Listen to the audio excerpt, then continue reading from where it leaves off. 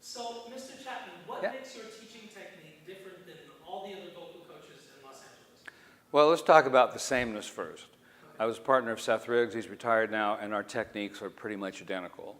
So as far as natural singing, as far as making sure that you have the range, making sure you have the tone, making sure that you can keep your voice, that you have stamina, that you can do show after show after show, all that stuff is great. Whether I'm better at it or not is, that's up to you, individual opinions. The main difference between me and Seth Riggs is I use microphones and headphones in my work, which is critical to the way that we sing these days. I don't do opera demonstrations. I don't do anything that even sounds like classical music. The demonstrations I do are exactly what you want. What do you need? Those are what my demonstrations are based on.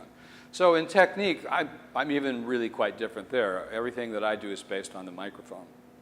But really where it separates is where what the audience wants from you, what you really want from you but maybe don't realize it, and what the A&R people want from you and the management people want from you is emotional expression. That connection that everybody talks about, the next level. So vocal technique is great, but it's not really what we want. It's not really what we need. What we really need is to be able to express emotionally through music. And people say, well, gee, why is it that so-and-so bad singer is really, really good? Well, so-and-so bad singer is because he's great actually at expressing emotions. He's terrific at expressing emotions. And therefore, he may be like a Bob Dylan. He may be like a Lumineers, where you say, well, that's not the greatest singer on the planet. The greatest singer on the planet is so Mr. Technical. Well, Mr. Technical is boring when you really think about it. But you'll listen to a Bob Dylan, you'll listen to a Lumineers over a technically great singer anytime, any day. So what really matters is to have that emotional expression. Technique you should have as well. In fact, I have kind of a method. There's the superstar who has both. They have great emotional expression and they have great feel and technique and all of those things that you want, the great soul, all the things. Those are superstars.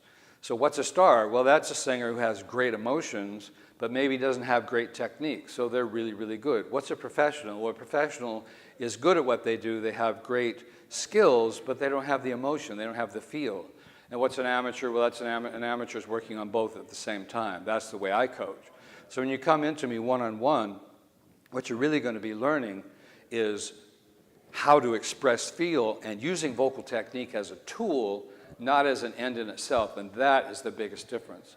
Now, if you can't afford to work with me one-on-one, or there's some reason you can't work with me one-on-one, then I have a video program where you can learn the phrasing, the feel, where the emotional content is coming from the greatest singers that you love.